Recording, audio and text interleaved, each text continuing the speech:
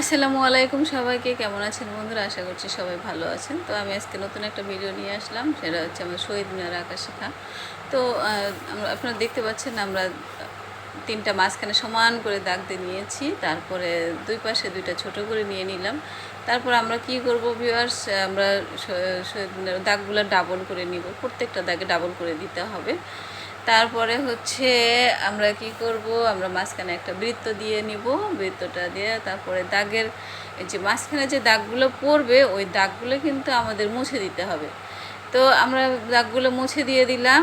তো তারপরে আমরা কি করব এখন, তারপর হচ্ছে এখন আমরা নিচে একটা দাগ দিয়ে দিব, সুন্দর করে সোজা করে দাগটা দিয়ে দিব। দাগটা দেওয়ার পর আমরা উপরে একটু করে হচ্ছে দিগন্ত রেখা, আস্তে আস্তে করে দিগন্ত রেখাটা দিয়ে দিব। দেওয়ার পরে ভিউয়ার্স আমরা সাইডে একটা সুন্দর করে একটা গাছ এঁকে দেব। তো ভিউয়ার্স, তার আগে আমরা একটা কাজ করব, হচ্ছে শহীদ মিনারের মাঝখানে আমরা যে চিকন চিকন দাগগুলো থাকে আমরা ওইটাই কমপ্লিট করে নেব। তো ওইটা আমরা কমপ্লিট করে নিলাম এখন। তারপরে আমরা নিচের দাগ যে জায়গাটা থাকলো ওখানে আমরা আস্তে আস্তে করে 3-4টা করে ফুল দিয়ে নিব, আপনাদের এটা অপশনাল ব্যাপার।